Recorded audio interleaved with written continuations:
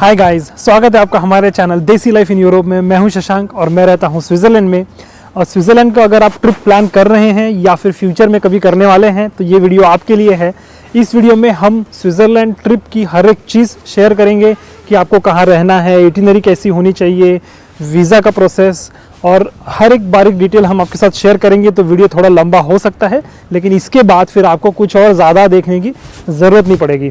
और एंड में हम कॉस्टिंग भी शेयर करेंगे कि स्विट्ज़रलैंड की ट्रिप की कॉस्ट कितनी पड़ सकती है। और आप चाहे यूरोप में हो, चाहे इंडिया में हो, अमेरिका में, आप कहीं भी हो, स्विट्ज़रलैंड का ट्रिप प्लान कर रहे हो तो ये वीडियो पूरा देखिए। तो चलिए फिर इस वीडियो को शुरू करते हैं। तो भाई स्विट्ज़रलैंड यूरोपियन यूनियन में आता है और अगर आप यूरोपियन यूनियन के कोई कंट्री में रहते हैं तो फिर स्विट्ज़रलैंड आने के लिए आपको कोई वीज़ा की ज़रूरत नहीं पड़ती है, आप डायरेक्टली आ सकते हैं। लेकिन अगर आप यूरोपियन यूनियन के बाहर रहते हैं, जैसे इंडिया में या फिर यूके में या फिर अमेरिका में, तो आपको शेंगन वीज़ा लगवाना पड़ेगा। और वो वीज़ा लगवाने के बाद आप यूरोपियन यूनियन की सारी कंट्रीज़ ईजिली घूम सकते हैं। तो स्विट्ज़रलैंड भी उसमें आता है। तो वीज़ा की जो प्रोसेस है उसकी तो मतलब एक फ़िक्स प्रोसेस है जिसके बारे में हम आगे बात करेंगे ही। लेकिन उस प्रोसेस को फॉलो करने के लिए आपको पहले तो अपना प्लान, इटिनरी वगैरह रफली बनाना पड़ता है, थोड़े बुकिंग्स वगैरह करने पड़ते हैं। तो आपका ये सब रेडी होना चाहिए, के बाद आप वीज़ा के लिए अप्लाई कर सकते हैं। तो वीज़ा की प्रोसेस हम एंड में डिस्कस करेंगे। तो सबसे पहले बात कर लेते हैं फ़्लाइट डिटेल्स और एयरपोर्ट्स के बारे में। तो स्विट्ज़रलैंड में मेजर 3 एयरपोर्ट है। ज्यूरिक का एयरपोर्ट सबसे बड़ा है, उसके अलावा बाज़ल का एक एयरपोर्ट है और जिनीवा का एक एयरपोर्ट है। ज़्यादातर इंटरनेशनल फ़्लाइट्स जो है वो ज्यूरिक में लैंड करती हैं। जैसे कि फॉर एग्जांपल अगर आप इंडिया से आ रहे हैं तो दिल्ली मुंबई से तो डायरेक्ट फ़्लाइट चलती है, डायरेक्ट टू ज्यूरिक। या फिर उसके अलावा कोई दूसरे जो सिटीज़ है, जैसे कि नागपुर से हो गया, हम नागपुर से आते हैं तो हम नागपुर से दोहा जाते हैं और दोहा से ज्यूरिक आते हैं। तो वो भी विदिन 12 आवर्स की जर्नी होती है, उसके अंदर हम पहुँच जाते हैं ज्यूरिक में। तो आप ज्यूरिक को ही अपना एंट्री पॉइंट रख सकते हैं। या फिर इसके अलावा ना एक टिप है बढ़िया, अगर आप यूरोप की कोई कंट्री से आ रहे हैं तो आप बाज़ल का ऑप्शन चेक कर सकते हैं, मतलब दूसरे एयरपोर्ट्स भी चेक कर सकते हैं, जैसे जिनीवा हो गया, बाज़ल हो गया। बट बाज़ल का जो एयरपोर्ट है ना, वो बोल सकते हैं कि लो बजट जो एयरलाइंस होती है ना, उनका फेवरेट एयरपोर्ट है। तो वहाँ पे जैसे ईजी जेट हो गया, रायन हो गया, तो वैसे ये जो बजट एयरलाइंस है वो बाज़ल आती है। तो ये हो गया एयरपोर्ट की डिटेल्स। और इसके अलावा अगर फ़्लाइट बुकिंग्स की बात करें तो फ़्लाइट बुकिंग्स के लिए हम यूज़ करते हैं स्काई स्कैनर की वेबसाइट। तो ये बेसिकली एक सर्च इंजन है, उस पर आप अपना डेस्टिनेशन डाल दीजिए, सोर्स डाल दीजिए, तो वो पूरा सर्च करता है, सारे एयरलाइंस की वेबसाइट पे जाके सबसे अच्छी फ़्लाइट्स आपको लाके दिखा देता है। इसमें अच्छा ऑप्शन एक ये है ना कि आप मंथ पूरा सिलेक्ट कर सकते हैं, आपको ऐसे फ़िक्स डेट देने की ज़रूरत नहीं है, आप एक पूरा मंथ दे सकते हैं और पूरे मंथ के रेट्स देख सकते हैं। फिर इसमें एक और चीज़ है कि जब आप स्काई स्कैनर से बुक करेंगे तो आप पहले देख लीजिए कि कौन सी एयरलाइन सस्ती है और उसके बाद आप उस एयरलाइन की वेबसाइट पे जाइए और फिर वहाँ पे देखिए कि आप वो बुक करने जाएंगे तो क्या रेट पड़ रहा है। क्योंकि बहुत बार ऐसा होता है ना कि जैसे मेक माई ट्रिप हो गया या फिर अलग अलग गो टू गेट हो गया, ऐसे अलग अलग वेबसाइट्स होती हैं जो कि खाली ये बुकिंग करने में हेल्प करती हैं, जिनको थर्ड पार्टी एजेंसी वगैरह बोलते हैं। तो कई बार उनमें उनसे जब हम बुक करते हैं ना तो थोड़ा सा सपोर्ट हमें कम मिलता है एज़ कम्पेयर टू जब हम डायरेक्टली एयरलाइन के साथ बुक करें। तो उस केस में आपको बढ़िया सपोर्ट मिलता है डायरेक्टली। जैसे अगर मैं कतर से आ रहा हूँ तो डायरेक्टली कतर की वेबसाइट पे जाके मैं बुक करूँगा। तो आप वो प्राइस चेक कीजिए, अगर प्राइस में ज़्यादा डिफरेंस नहीं है तो फिर आप एयरलाइन वाली वेबसाइट से बुक कीजिए, या फिर आप थर्ड पार्टी एजेंसी से भी बुक कर सकते हैं अगर प्राइस डिफरेंस वहाँ पे कुछ ज़्यादा ही कम दिख रहा है, कुछ अच्छी ऑफ़र मिल रही है। तो वैसे कुछ ऐसा प्रॉब्लम नहीं होता है, बट प्रीफर हम करते हैं कि मेन एयरलाइन की वेबसाइट से बुक करें। तो ये तो हो गया फ़्लाइट बुकिंग के डिटेल्स। और इसके बाद में बात कर लेते हैं पहले फिर आपको टाइम कौन सा चूज़ करना है। तो best time to visit in Switzerland. तो स्विट्ज़रलैंड में वैसे जो बढ़िया टाइम है जो देसी लोगों को पसंद आता है वो होता है समर का टाइम, जो कि बिटवीन है अप्रैल टू सितंबर मंथ तक, इवन अक्टूबर मिड तक भी बोल सकते हैं, लेकिन अप्रैल टू सितंबर ये एक अच्छा टाइम है, समर होता है यहाँ पे स्विट्ज़रलैंड में। और ये महीने में जो पीक सीज़न होता है वो होता है जुलाई और अगस्त का। इसमें हमारी टिप ये रहेगी कि आप अगस्त को तो बिल्कुल अवॉइड ही कीजिए, क्योंकि अगस्त में अभी यहाँ पे टेम्परेचर 35 डिग्री तक जाने लगा है, जो कि बहुत ज़्यादा गर्म होता है और घूमना मुश्किल हो जाता है।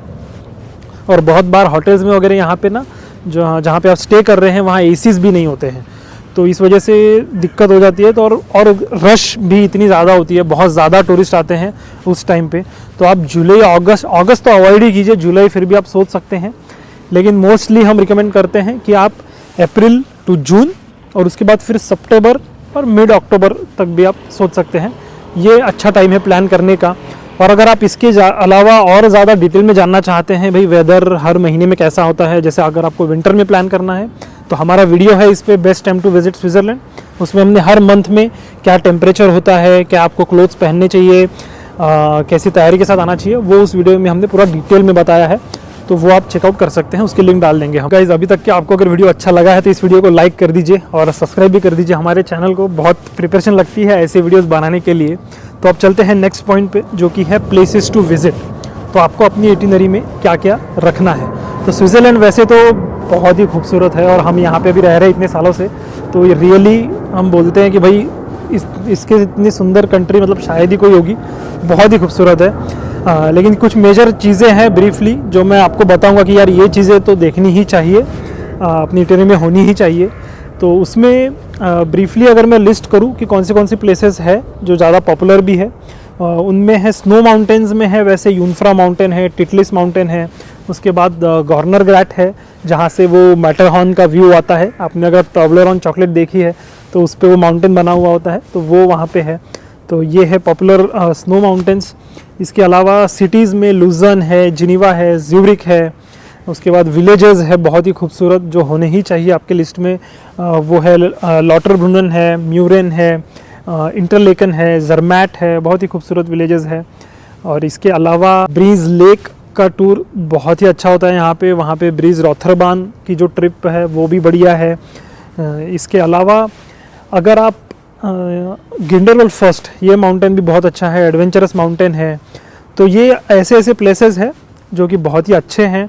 आप इनके ऊपर हमने डेडिकेटेड वीडियोस बनाए हुए हैं, तो आप वो वीडियोस देख सकते हैं। हमारी प्लेलिस्ट है best places to visit in Switzerland की, तो उसमें से फिर आप वीडियो देख के चूज़ कर सकते हैं कि आपको जो अच्छा लग रहा है फिर उसको आप अपने इटिनरी में प्लेस कीजिए। बट मोटे मोटे तौर पे ये बढ़िया जगह है, डेस्टिनेशंस है स्विट्ज़रलैंड में। इसके अलावा अगर आप DDLJ के फ़ैन हैं तो फिर यहाँ पे वो स्पॉट्स है सानिन में, जेस्टाड जिसको स्टार्ट भी बोलते हैं, और ज़्वेसिमन। ये जो स्पॉट्स है यहाँ पे DDLJ की शूटिंग हुई थी। तो अगर आप उसके फ़ैन हैं और वहाँ विज़िट करना चाहते हैं तो ये भी आप अपने प्लान में इंक्लूड कर सकते हैं। एक दिन इनफ होता है इन सब स्पॉट्स को कवर करने के लिए। इसके ऊपर भी हमारे वीडियोस है ऑलरेडी चैनल के ऊपर। इसके बाद आते हैं अगले पॉइंट पे, जो कि है होटल्स या फिर अपार्टमेंट्स, मतलब आपका अकोमोडेशन। तो आपको कहाँ पे रहना चाहिए। तो स्विट्ज़रलैंड में आप देखेंगे तो सबसे बढ़िया जगह है रहने के लिए सेंट्रल स्विट्ज़रलैंड, जैसे कि लुजर्न में आप रह सकते हैं, इंटरलेकन में आप रह सकते हैं। ये पॉपुलर जगह है जो सेंट्रल स्विट्ज़रलैंड में आते हैं, और वहाँ से फिर आप अपनी डे ट्रिप्स कर सकते हैं बाकी जगहों पे, जैसे टिटलिस पे जाना है, यूनफ्रा पे जाना है, कहीं भी आपको जाना है तो आप यहाँ पे अपना हब बनाइए सेंट्रल स्विट्ज़रलैंड में और फिर बाकी जगह घूमिए। ज्यूरिक में भी आप रह सकते हैं। वैसे तो स्विट्ज़रलैंड बहुत बड़ा नहीं है ज़्यादा, ज्यूरिक से भी आप वन डे ट्रिप्स कर सकते हैं, लेकिन ज्यूरिक जो है वो थोड़ा नॉर्दर्न पार्ट में आता है, तो आपका 1-1.5 घंटे का टाइम एक्स्ट्रा लगेगा जाने में और आने में, मतलब दिन का 2-2.5 घंटे का आपका एक्स्ट्रा ट्रैवल हो जाएगा। इसलिए हम रिकमेंड करते हैं कि सेंट्रल ऑफ स्विट्ज़रलैंड में आप स्टे कीजिए तो बढ़िया रहेगा। और अपार्टमेंट्स और होटल्स दोनों है अवेलेबल यहाँ पे। और उसके अलावा अगर आप सिंगल लोग हैं, मतलब फैमिली नहीं है, तो आप हॉस्टल्स में भी रह सकते हैं। हॉस्टल का बहुत ही बढ़िया कंसेप्ट होता है यूरोप में, जहाँ पे आपको वो बेड्स मिलते हैं और वो मतलब बजट में भी काफ़ी अच्छा पड़ता है वो, और एक अच्छा एक्सपीरियंस भी आता है। काफ़ी हद तक बहुत सेफ़ होते हैं वो, तो कोई उसमें दिक्कत नहीं है। हॉस्टल्स में भी आप रह सकते हैं, या फिर उसके अलावा बाकी होटल्स और अपार्टमेंट्स तो है ही। तो अब चलते हैं अगले पॉइंट पे, जो कि है फूड का। तो खाने पीने का भाई सबसे one of the most important point है। तो स्विट्ज़रलैंड जैसे कि आपको सुना ही होगा आपने बहुत बार कि भाई बहुत ही महंगा है। तो स्विट्ज़रलैंड में अगर आप होटल में बाहर खाना खाएंगे तो सच में वो बहुत ज़्यादा कॉस्टली पड़ता है। एक मील आपका 3-3, 4-4 हज़ार तक, 5 हज़ार तक के जा सकता है। 1 मील फॉर 1 पर्सन, 4-5 हज़ार रुपये एक मील के, और वो भी ऐसा मतलब बहुत आलीशान नहीं। आप नॉर्मल 1-2 डिश वगैरह आप खाएंगे तो भी आपका उतना बिल हो जाएगा। इतना यहाँ पे महंगा है बाहर खाना खाना। लेकिन उसमें और डिटेल में जाने से पहले सबसे बड़ा कंसर्न होता है लोगों का, भाई वेजिटेरियन मिलेगा या नहीं। तो ये एक बात मैं क्लियर कर दूं कि भाई आपको वेजिटेरियन यहाँ पे हर जगह मिल जाएगा अच्छे से। ऑप्शंस थोड़े कम हो सकते हैं लेकिन बहुत ऐसा होगा नहीं है, क्योंकि अभी ना वेगन फूड इतना पॉपुलर हो गया है ना यहाँ पे भी, तो आपको इसलिए वेगन के वजह से वेजिटेरियन आपको ऑप्शंस भी काफ़ी मिल जाते हैं वैसे हर जगह पे, इसलिए आपको चिंता करने की ज़रूरत है नहीं। बाकी यहाँ पे जो पॉपुलर अपनी चेन्स होती हैं जैसे मैकडोनल्ड्स, बर्गर किंग और डोमिनोज़ वगैरह, वो तो ट्राइड एंड टेस्टेड है। वो भले ही थोड़े से यूरोपियन स्टाइल के होते हैं लेकिन अच्छा ही होता है, तो वो आप ज़रूर ट्राई कर सकते हैं अगर आपको जैसे ज़्यादा रिस्क नहीं लेना है तो। और अगर आप बजट पे ट्रैवल कर रहे हैं और आप खाने पे पैसा सेव करना चाहते हैं तो सबसे बढ़िया चीज़ तो यही मैं बोलूँगा कि भैया आप अपने साथ में कैरी कीजिए जो ठेपलाज हो गया, पराठा वगैरह, जो भी आप खाने की चीज़ें ट्रैवल कर सकते हैं, साथ में स्नैक्स वगैरह जो मंचिंग के लिए लगता है दिन भर, तो वो सब आप अपने साथ कैरी कीजिए। अगर आपको रेडी टू ईट पसंद है तो वो भी आप अपने साथ लेके आ सकते हैं, जो यहाँ पे फिर आप अपार्टमेंट में या फिर होटल में कहीं पे भी माइक्रोवेव वगैरह होते हैं वहाँ पे गर्म करके उसको आप खा सकते हैं। तो ये ऑप्शंस है। अगर आपको इसके अलावा अगर बाहर ट्राई करना ही है, मतलब बाहर खाना है और यूरोपियन आपको श्योर नहीं है कि भाई पसंद आएगा या नहीं आएगा, क्योंकि रेस्टोरेंट्स तो है यहाँ पे काफ़ी, इटालियन रेस्टोरेंट्स वगैरह हर एक कुजीन के रेस्टोरेंट्स यहाँ पे मिल जाएंगे आपको। लेकिन आपको अगर श्योर नहीं है ना तो आप टर्किश रेस्टोरेंट जा सकते हैं, वो भी आपको हर बड़े चौक में वगैरह होते ही है। आपने हमारे वीडियोज़ में देखा ही होगा कि हम बहुत बार वहाँ जाते हैं, क्योंकि टर्किश का जो टेस्ट है ना वो खाने का, वो हमारे देसी को सूट करता है, तो हमें भी काफ़ी पसंद है। और उसका जो प्राइस भी है वो भी रिजनेबल होता है, 10 से 15 फ्रैंक, मतलब 1000-1500 रुपये में अच्छा सा रैप आ जाता है बड़ा, और उसमें अपना पेट भी भरता है और आपको पसंद भी आता है। तो ये एक अच्छा ऑप्शन है टर्किश रेस्टोरेंट। और इसके अलावा इंडियन रेस्टोरेंट्स तो यहाँ पे ढेरों है भाई, इंडियन रेस्टोरेंट्स कहाँ नहीं होते हैं, हर जगह इंडियन रेस्टोरेंट आपको मिल जाएंगे। यहाँ पे भी ज्यूरिक में, इंटरलेकन में, लॉटरब्रुनन, कहीं भी आप जाएंगे आपको इंडियन रेस्टोरेंट्स मिल जाएंगे। लेकिन हाँ, टेस्ट ऑब्वियसली एकदम इंडियन जैसा नहीं होगा, थोड़ा सा माइल्ड ही बनाते हैं ये लोग, और प्राइस बहुत ज़्यादा होता है। अगर आप इंडियन खाना खाने जाएंगे तो आपको हर एक मील पर पर्सन का वही 4-5 हज़ार पर पर्सन का जाता है। तो ये सब आप कैलकुलेट करके जा सकते हैं। और एक दो चीज़ डिशेज़ हैं जो हम डेफिनेटली रिकमेंड करेंगे अगर आप स्विट्ज़रलैंड आए हैं, तो आपको स्विस फॉन्ड्यू जो कि स्विस चीज़ है वो ट्राई करना चाहिए। साथ में रैकलेट एक डिश है, वो भी आप ट्राई कर सकते हैं। ये 2-3 डिशेज़ है। रोस्ती करके भी एक डिश है, वो भी फेमस है, तो वो आप ट्राई कर सकते हैं। ये 2 नाम मैं मेंशन कर दूंगा। ये आपको जो माउंटेन टॉप पे वगैरह रेस्टोरेंट होते हैं ना, वहाँ पे इजीली मिल जाएंगे। और बाकी सिटीज़ में वगैरह तो रेस्टोरेंट्स में होते ही है, स्विस रेस्टोरेंट में। वैसे ही ज्यूरिक में फॉर एग्जांपल एक रेस्टोरेंट है स्विस चोची करके, वो काफ़ी पॉपुलर है और वहाँ का बहुत अच्छा होता है, उसके हमने वीडियो बनाया था। तो अगर आपको इंटरेस्ट है स्विस फूड ट्राई करने में वगैरह, तो आप वो वीडियो चेक कर सकते हैं। उसमें हमने डिटेल्स बताया है कि भाई कैसे ऑर्डर करना है, क्या करना है, क्योंकि यहाँ पे ना चीज़ में वगैरह कभी कभी एनिमल फैट वगैरह ये सब होता है, साथ में वाइन वगैरह भी डालते हैं। तो आपको अगर वो नहीं चाहिए तो आपको बोलना चाहिए कि भाई वैसा मत दो वगैरह। तो कैसे ऑर्डर करना, क्या करना, वो सब हमने थोड़ा सा उसमें शेयर करा हुआ है डिटेल। और इसके अलावा पूरा एक डिटेल वीडियो भी बनाया है हमने, कहाँ कहाँ पे क्या क्या ऑप्शंस है अलग अलग सिटी में, और फूड के ऑप्शंस वगैरह, फूड इन स्विट्ज़रलैंड करके ये टॉपिक पे हमारा वीडियो है। तो अगर आपको और डिटेल में जाना है तो आप वो वीडियो देख सकते हैं। इसके बाद अगले पॉइंट पे आते हैं जो कि है सुपर मार्केट्स।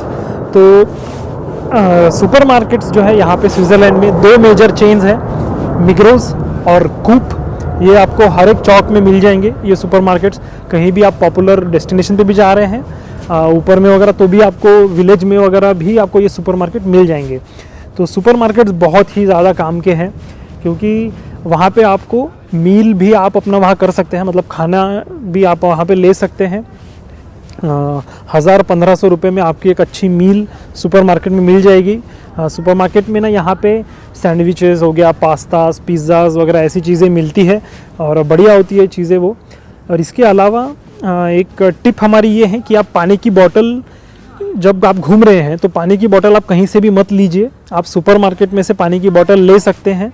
और सुपर मार्केट में ना पानी की बोतल में प्राइस का बहुत डिफरेंस होता है। आज जैसे कि आप कोई भी चल रहे हैं, होटल से ले लेंगे या कहीं से ले लेंगे, तो आपको एक पानी की बोतल 1 लीटर की 400-500 रुपये की पड़ सकती है, मतलब 4-5 फ्रैंक्स की पड़ सकती है, जबकि वो सुपर मार्केट में आपको 1 फ्रैंक की, 1.5 फ्रैंक की मिल जाएगी। तो इतना प्राइस डिफरेंस होता है। तो यहाँ पे ना सुपर मार्केट में ना MRP का कंसेप्ट नहीं होता है। अपनी इंडिया में जैसे MRP वगैरह होती है तो उस पर हम ले लेते हैं, लेकिन यहाँ पे MRP होती ही नहीं है कोई भी चीज़ पे। तो इसलिए आपको सेम चीज़ कहीं और महंगी मिल सकती है और किसी और रेस्टोरेंट में या फिर कोई और कियोस्क वाले शॉप्स में वगैरह महंगी मिल सकती है, लेकिन जो ये सुपर मार्केट मैंने बताया उसमें आपको सस्ती पड़ेगी। इसलिए ऐसी सब चीज़ें आप सुपर मार्केट से लीजिए। और एक और चीज़, जो पानी है यहाँ पे स्टिल वाटर और स्पार्कलिंग वाटर जो कि सोडा होता है, तो वो पानी अलग अलग मिलता है। इसलिए आप पानी लेने जाएंगे तो खास करके आप वहाँ लेते वक्त पूछ लीजिए किसी को कि भाई आई वांट स्टिल वाटर, तो ये स्टिल है क्या, तो उसके ऊपर लिखा होता है वैसे। तो और इसके अलावा यहाँ पे स्विट्ज़रलैंड में फाउंटेन्स तो होते ही हैं, वाटर फाउंटेन्स, तो जहाँ से आप फ्रीली बढ़िया फ्रेश पानी आता है तो वो आप पी ही सकते हैं। तो आप जब भी घूम रहे हैं तो अपने साथ में एक वाटर बॉटल कैरी कीजिए, और अगर आपको लेना ही है पानी तो सुपर मार्केट से लीजिए। तो इसके अलावा सुपर मार्केट के ऊपर भी हमारा वीडियो है जिसमें हमने डिटेल में बताया है कि क्या क्या चीज़ें आप ले सकते हैं एज अ मील, क्या क्या चीज़ें आप ट्राई कर सकते हैं, डिफरेंट टाइप्स ऑफ चीज़ आप ट्राई कर सकते हैं, और कैसे आपको लेना है, बिलिंग प्रोसेस वगैरह, ये सब हमने एक्सप्लेन किया है उस वीडियो में। तो जो भी ये मेजर टॉपिक्स है ना, इनके सबके ऊपर हमने वीडियोस बनाए हुए हैं ताकि आपको कुछ भी ऐसा अनजान ना लगे कि भाई आप अगर आते हैं स्विट्ज़रलैंड में तो आपको सब पहले से ही पता हो कि भाई हाँ यहाँ पे ये ऐसा ऐसा लेना है, इसको ऐसा हम बिलिंग कर सकते हैं, ऐसे ऐसे ले सकते हैं, सब आपको आइडिया आ जाएगी। आप हमारे चैनल को भाई सब्सक्राइब कर दीजिए और बेल आइकन भी प्रेस कर दीजिए, आपको नए नए वीडियोज़ भी मिलते रहेंगे। चलते हैं अगले पॉइंट पे। तो हमारा अगला पॉइंट है स्विस पास का। तो स्विट्ज़रलैंड में घूमने के लिए आपको पब्लिक ट्रांसपोर्ट यूज़ करना होता है। वैसे तो यहाँ पे कार का भी ऑप्शन है, लेकिन कार हम उतना रिकमेंड नहीं करते हैं बाहर से अगर आ रहे हैं तो, क्योंकि पब्लिक ट्रांसपोर्ट यहाँ पे बहुत ही अच्छा है। अनलेस अगर आप एक फैमिली है बड़ी एडल्ट्स की वगैरह और आप कार को आपको आती है, आप कॉन्फिडेंट हो, तो आप कार भी ले सकते हैं रेंट पे और फिर पूरा स्विट्ज़रलैंड कार से इजीली घूम सकते हैं। बाकी वो तो बढ़िया ही है रोड्स वगैरह, लेकिन उसको हम इस वीडियो में कवर नहीं करेंगे, उसके ऊपर हम एक भले अगला वीडियो बना देंगे कोई एक। लेकिन अभी हम बात करते हैं स्विस पब्लिक ट्रांसपोर्ट के बारे में। तो स्विट्ज़रलैंड का जो पब्लिक ट्रांसपोर्ट है उसमें बाकी सिटीज़ में, विलेजेस में वगैरह तो है ही, उसके अलावा जो भी आपको माउंटेन के टॉप तक ले जाने वाले ट्रेन्स, गंडोलाज वगैरह ये सब भी इसमें आते हैं। तो इन सब के लिए आपको लेना पड़ता है स्विस पास। तो स्विस पास जो है उसमें बहुत ही कंफ्यूजिंग हो सकता है, आई नो, लेकिन आप अगर हमें अच्छे से फॉलो करेंगे तो आपको पता चल जाएगा कि आपके लिए बेस्ट पास कौन सा है। तो आपको अगर शॉर्ट में मैं बताऊं तो यहाँ पे पहला स्विस पास है हाफ फेयर कार्ड, जो कि एक ऐसा पास होता है, उसको लेने के बाद आपको जो भी आप टिकट लेने जाएंगे उसमें आपको 50% डिस्काउंट मिलता है, तो उसकी प्राइस 50% हो जाएगी। तो ये हाफ फेयर कार्ड जो है ये कोई टिकट नहीं है, ये जस्ट आपको एक डिस्काउंट एनेबलर है बेसिकली। तो आपको जैसे ज्यूरिक से इंटरलाखन जाना है तो आपको टिकट लेनी पड़ेगी, लेकिन फिर आपको वो टिकट प्राइस 50% हो जाएगी अगर आपके पास हाफ फेयर कार्ड है तो ये जो हाफ फेयर कार्ड है ये 150 फ्रैंक का आता है एक महीने का, 30 डेज़ का। तो ये आप हाफ फेयर कार्ड ले सकते हैं। हाफ फेयर कार्ड के साथ में ना बस एक चीज़ है कि आप अगर हाफ फेयर कार्ड लेंगे तो आपको बाकी टिकट जो है वो अलग से लेनी पड़ेंगी। जैसे आप एयरपोर्ट से अपने होटल जाएंगे तो आपको वो भी टिकट लेनी पड़ेगी, बस उस पर डिस्काउंट मिल जाएगा। लेकिन अगर आप SBB ऐप यूज़ करते हैं तो ये बहुत इजी हो जाता है एक्चुअली टिकट परचेस करना। बस वो ऐप पे आप अपना सोर्स डालिए, डेस्टिनेशन डालिए, तो आपको वो दिखा देता है कि भाई हाँ ये ऑप्शंस है ट्रेन के, फिर वो आप टिकट उसी में से ऐप में से ही ले सकते हैं और वो टिकट 24 आवर तक वैलिड होती है, आप उसके बीच में ट्रैवल कर सकते हैं उस मोड से। लेकिन आप जब भी टिकट लेंगे वो टिकट की डिटेल्स आप उसमें देख लीजिए, उसमें टाइम वगैरह दिया होता है और डेट भी दी होती है ऐप में ही। तो ये SBB ऐप के थ्रू काफ़ी इजी हो जाता है इसको मैनेज करना वैसे। और अगर ये हाफ फेयर कार्ड आपके पास होगा तो आप फिर उसके बाद में, ये तो हो गया नॉर्मल एक डेस्टिनेशन दूसरे डेस्टिनेशन जाने का, लेकिन फिर उसके बाद आप कोई भी माउंटेन पे जाएंगे, जैसे टिटलिस पे जाएंगे, यूनफ्रॉ पे जाएंगे, तो उस पर भी उसकी टिकट अलग से लेनी पड़ती है और उस पर भी आपको डिस्काउंट मिलता है काफ़ी। तो उसके रेट्स मैं यहाँ पे मेंशन कर दूंगा किस माउंटेन पे क्या डिस्काउंट होता है फॉर एग्जांपल, तो आप अपनी इटिनरी के हिसाब से फिर देख सकते हैं कि कितना प्राइस पड़ेगा। तो हाफ फेयर कार्ड के बाद है ऑप्शन एक स्विस पास। तो स्विस ट्रैवल पास जो है उसमें 2 कैटेगरीज होती है वैसे तो, लेकिन ये जो पास है ये पास आपको एकदम बिंदास आप ले सकते हैं, क्योंकि ये पास आपने एक बार ले लिया तो फिर आपको कोई भी और टिकट लेने की ज़रूरत नहीं पड़ती है नॉर्मल ट्रांसपोर्ट की। आप फिर एयरपोर्ट पे आएंगे, आप अपना स्विस पास एक्टिवेट करेंगे, तो उसके बाद आप कहीं भी ट्रैवल कर सकते हैं, घूमने कहीं भी जा सकते हैं, कोई भी सिटी इंटरलेकन जा सकते हैं, होटल जा सकते हैं, कहीं पे भी जा सकते हैं। आपको कहीं कुछ और वैलिडेशन करने की ज़रूरत नहीं है, कहीं और टिकट निकालने की ज़रूरत नहीं है। तो ये है स्विस पास। बस जो स्पेशल ट्रेन होती हैं, जैसे कि माउंटेन ट्रेन हो गया, आपको यूनफ्राउ टॉप पे जाना है उसके बेस से, फिर उसके अलावा टिटलिस के टॉप पे जाना है, तो ये जो स्पेशल ट्रेन होती है और गंडोलाज वगैरह होते हैं, उनके लिए टिकट आपको लेना पड़ता है, लेकिन उस पर भी आपको डिस्काउंट मिलता है। तो इसलिए स्विस पास टेंशन फ्री, हैसल फ्री के लिए स्विस पास बहुत बढ़िया है। और इसमें भी 2 ऑप्शन होते हैं स्विस पास में। एक होता है कंटिन्यूस स्विस पास, जो कि 4 दिन का होता है, 5 दिन का, अलग अलग डेज होते हैं, जो आप एक बार एक्टिवेट करेंगे तो वो कंटिन्यूसली अगले 4 दिन तक, 5 दिन तक वैलिड रहेगा। और उसमें दूसरा ऑप्शन है फ्लेक्स स्विस पास, जिसमें कि अगर आप चूज़ कर सकते हैं कि भाई मुझे, आपको जैसे 4 दिन का फ्लेक्स स्विस पास लिया तो ये 4 दिन आप वेरी कर सकते हैं। जैसे पहला दिन एक लिया, फिर 2 दिन आपको ब्रेक लेना है, घूमना नहीं है, फिर उसके बाद में और आपको घूमना है तीसरे दिन पे, तब आप स्विस पास अपना एक्टिवेट कीजिए, तो वो 4 दिन आपको मिलेंगे, आप वो अलग अलग दिन पे कंज्यूम कर सकते हैं वो 4 दिन। तो ये है फ्लेक्स स्विस पास। इसके अलावा भी और पास है, जैसे ओबरलैंड का पास है। ओबरलैंड पास उस ओबरलैंड रीजन के लिए आता है, जो कि ये सेंट्रल ऑफ स्विट्ज़रलैंड है मोस्टली। उसका मैप में से आइडिया आ जाएगा आपको। तो अगर आपकी इटिनरी इस रीजन में ज़्यादातर है, जो इंटरलेकन के अराउंड है, लुजर्न वगैरह उस एरिया में ज़्यादा है, तो ओबरलैंड पास एक बढ़िया है। तो आप ओबरलैंड पास और हाफ फेयर कार्ड, इन दोनों को कंबाइन करके एक बढ़िया, बहुत ही बढ़िया ऑप्शन अपने लिए बना सकते हैं, जो कि एकदम सस्ता भी पड़ेगा एज़ कम्पेयर टू स्विस पास, और आपको ज़्यादा हैसल भी नहीं रहेगी लेने की, क्योंकि ओबरलैंड पास जो है वो लेने के बाद भी आप उस रीजन में फ्रीली ट्रैवल कर सकते हैं, बिंदास घूम सकते हैं। इवन कुछ माउंटेन एक्सकर्शंस भी उसमें इंक्लूड है फ्री में। तो ये है ओबरलैंड पास। तो ये ऐसे अलग अलग पासेस हैं। तो इसको अगर मैं ब्रीफ में बताऊं, तो अगर आपको हैसल फ्री, टेंशन फ्री घूमना है और आप स्विट्ज़रलैंड में काफ़ी जगह जा रहे हो अलग अलग, तो स्विस ट्रैवल पास बढ़िया है।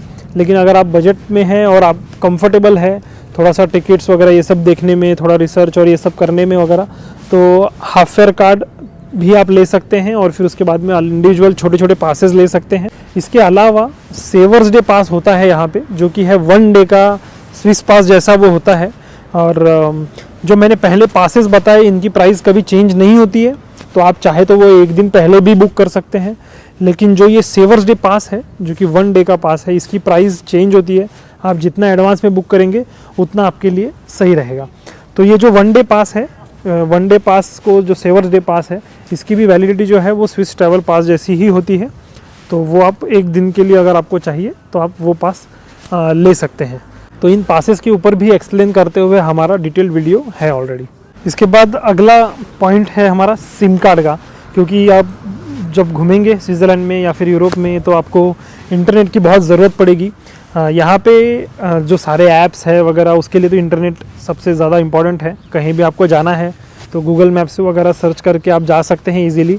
यहाँ पे जो पॉपुलर कैरियर्स हैं, मोबाइल कैरियर्स, वो है जैसे स्विसकॉम है, लिबारा है, लाइका है, ये यहाँ पे पॉपुलर है। तो आप जैसे ही एयरपोर्ट पे लैंड करेंगे तो उनके काउंटर्स होते हैं, तो वहाँ से आप सिम कार्ड ले सकते हैं। ई सिम ईजीली भाई इंस्टॉल हो जाता है, वो तो 1 घंटे में ही।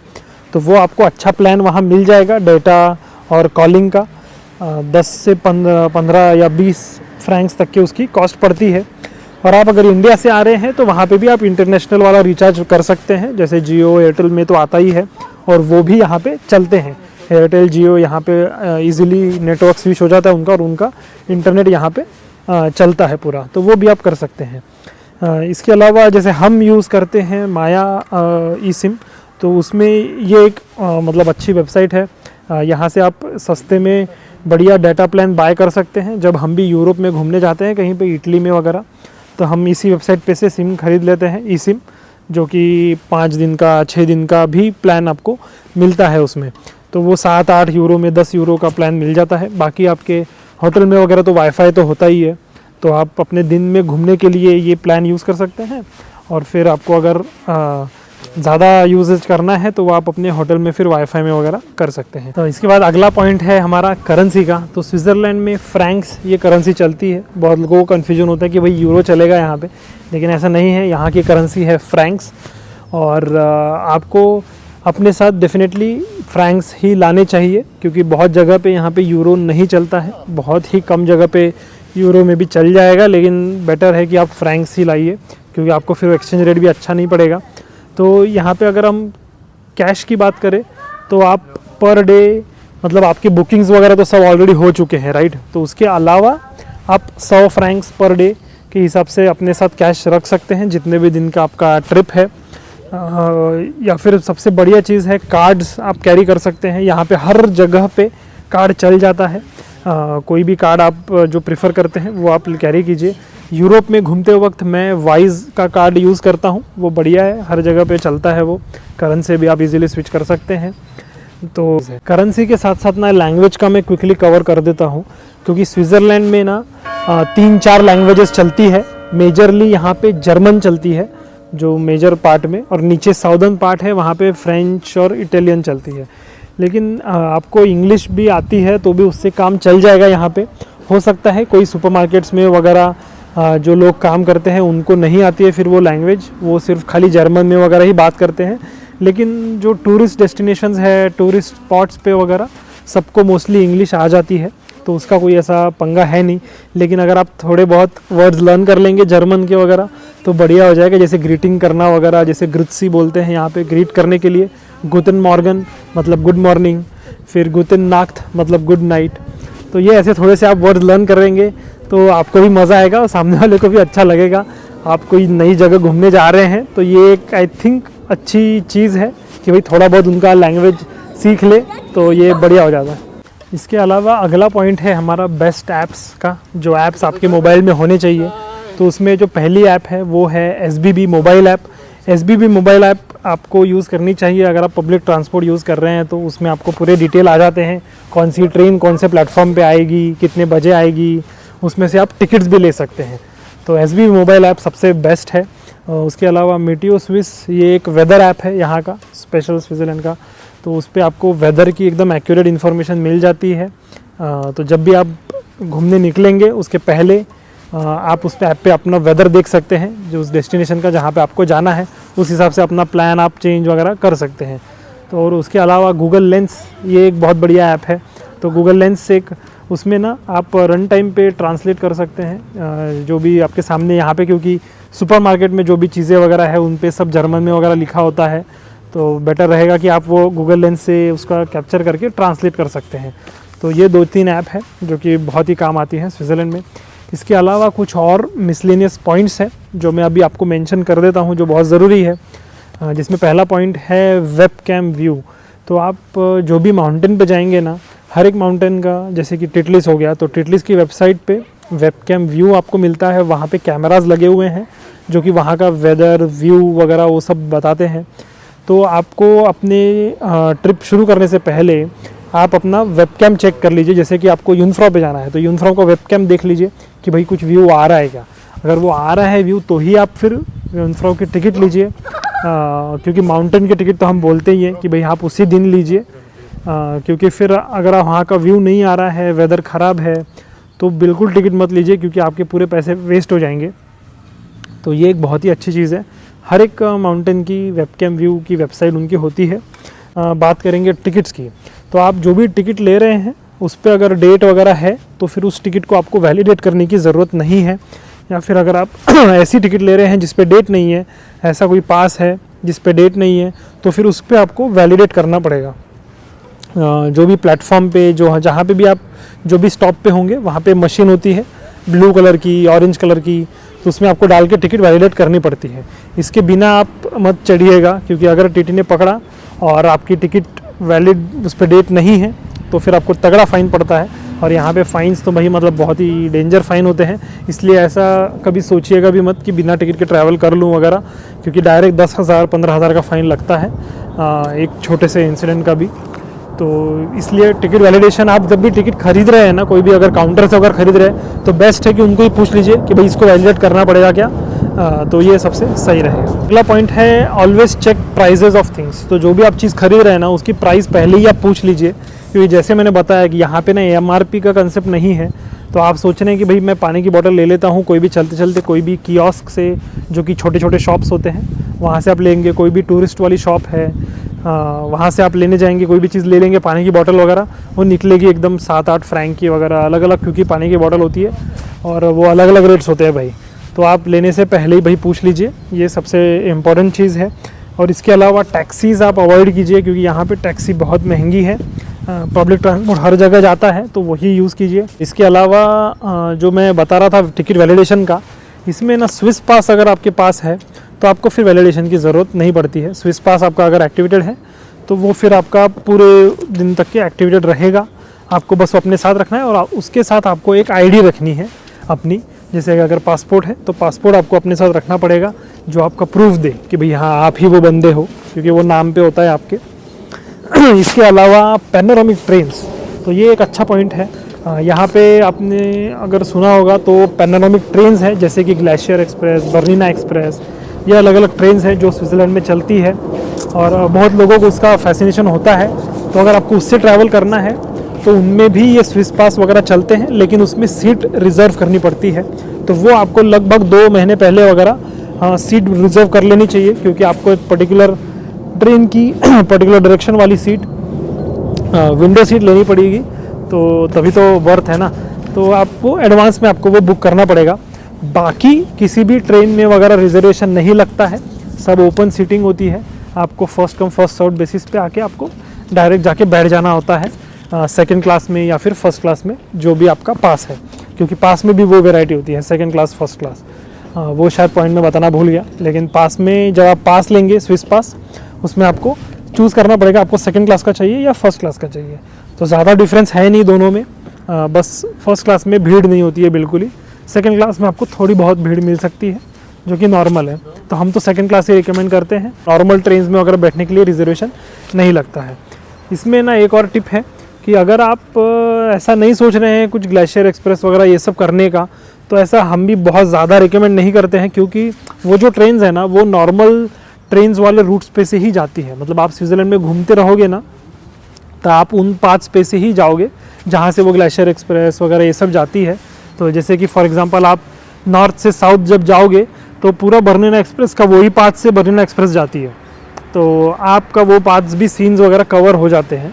तो ऐसा कुछ बहुत ज़्यादा ज़रूरी नहीं है, लेकिन अगर आप यूट्यूब के वीडियोस देख चुके हैं और आपको जाना है तो आप उसके एडवांस में बुकिंग कर लीजिए। तो अभी हमारे मोस्टली सारे इंपॉर्टेंट पॉइंट्स कवर हो चुके हैं, जो आपको अपना पूरा प्लान करने में हेल्प करेंगे। एंड में हम कॉस्टिंग की भी बात करने वाले हैं, लेकिन उसके पहले आते हैं वीज़ा के पॉइंट पे।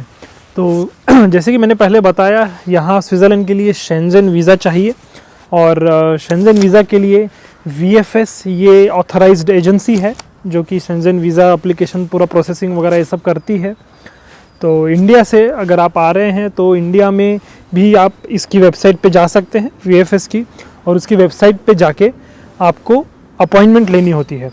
तो सबसे पहले तो ऑब्वियसली आपके पास पासपोर्ट होना चाहिए, और उसके बाद जब आप शुरू करेंगे वीज़ा की प्रोसेस, ये आपको 4 महीने पहले वगैरह ही शुरू कर देना चाहिए। इसमें कैसा है, वीज़ा के लिए ना आपको वहाँ पे फ़्लाइट बुकिंग्स, ट्रैवल इंश्योरेंस, और उसी के साथ पूरा इटिनरी वगैरह आपकी क्या रहेगी, आप कहाँ कहाँ रुकने वाले हैं, ये सब चीज़ें आपको देनी होती है, जो मैं बताऊँगा आगे। तो इसलिए फिर आप अपनी जब भी आप स्विट्ज़रलैंड का ट्रिप सोच रहे हैं प्लान करने का, तो आपको ये पूरा जो प्रोसेस है ये 4-5 महीने पहले ही आप शुरू कर दीजिए, रिसर्च वगैरह और बुकिंग्स वगैरह करना वगैरह। वीज़ा की बात करें तो ये इस वेबसाइट पे आपको जाना है। उस वेबसाइट पे फिर आपको उनका एप्लीकेशन फॉर्म डाउनलोड करना है टूरिस्ट वीज़ा का, और एप्लीकेशन फॉर्म डाउनलोड करने के बाद उसको आप फिल कर देंगे, और साथ ही में आपको अपॉइंटमेंट लेनी पड़ती है VFS के ऑफिस की, जहाँ पे आपको फिज़िकली जाना पड़ेगा। तो VFS के ऑफिसेज़ है, दिल्ली में है, मुंबई में है, पुणे में है, और बाकी बड़े शहरों में है। तो वहाँ पे आपको बायोमेट्रिक अपना थंब इम्प्रेशन देने के लिए, बायोमेट्रिक के लिए वहाँ जाना पड़ता है फिज़िकली। तो इसलिए फिर उसकी अपॉइंटमेंट लेनी पड़ती है। तो वो आप डेफिनेटली वही 2 महीने पहले तो अपॉइंटमेंट ले ही लीजिए, क्योंकि फिर अपॉइंटमेंट्स नहीं मिलती है। 2 महीने पहले ही आप अपॉइंटमेंट के लिए ले लीजिए, ट्राई कर लीजिए, तो आपको चाहिए वो स्लॉट मिल जाएगा। और फिर आप उस ड्यूरेशन में आप फिर अपना बाकी प्रिपरेशन कर सकते हैं, फॉर्म भरना, डॉक्यूमेंट्स कलेक्ट करना वगैरह। और फिर आप अपॉइंटमेंट के लिए जब भी जाएंगे तो आपको पूरी एक उनकी वेबसाइट पे ही चेकलिस्ट दी हुई होती है। तो बेस्ट है कि आप जब भी अपॉइंटमेंट के लिए अप्लाई कर रहे हैं तो चेकलिस्ट की रिसेंट देख लीजिए, क्योंकि अगर उसमें कुछ चेंजेस वगैरह आ रहे हैं तो। मोटे मोटे तौर पे अगर डॉक्यूमेंट्स की बात करूँ तो डॉक्यूमेंट्स क्या क्या लगते हैं, पासपोर्ट आपका हो गया, पासपोर्ट तो मस्ट है।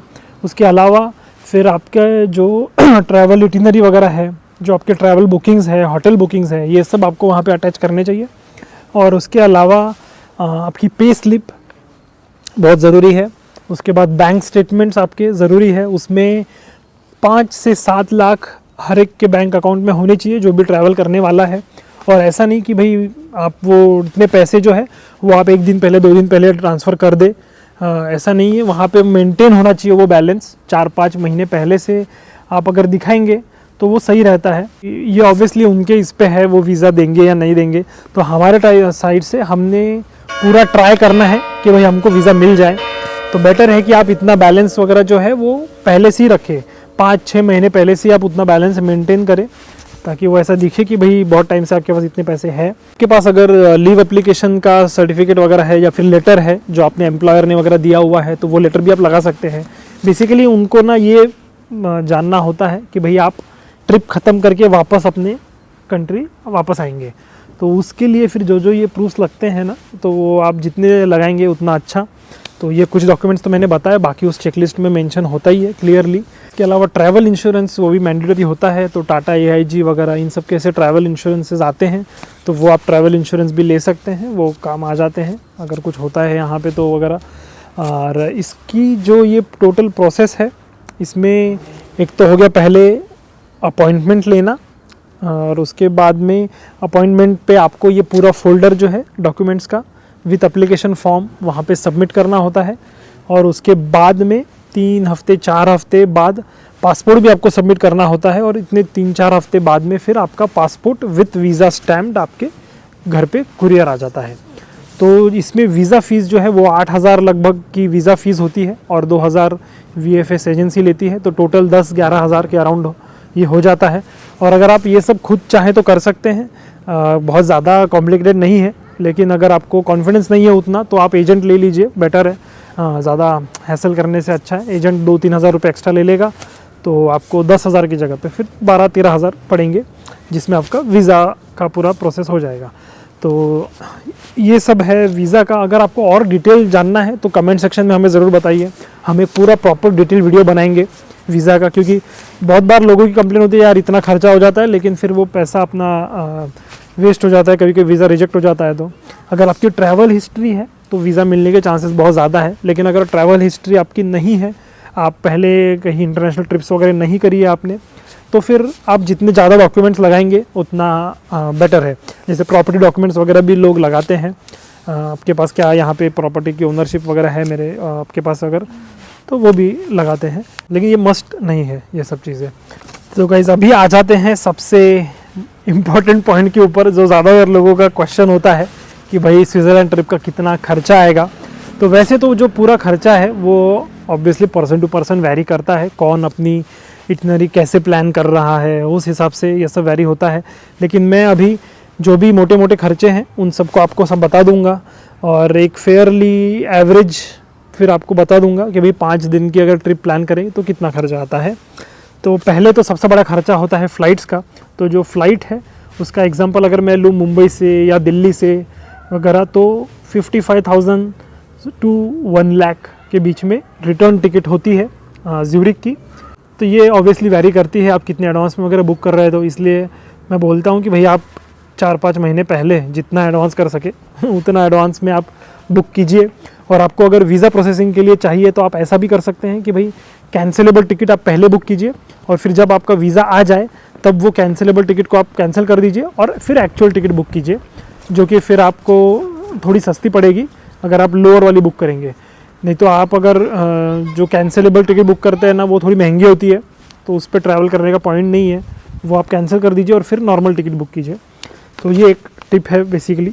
तो फ़्लाइट का खर्चा एवरेज अपन पकड़ लेते हैं 75,000 जो आपको पड़ेगा पर पर्सन। उसके बाद होटल्स की बात कर लेते हैं, वो भी एक मेजर खर्चा है।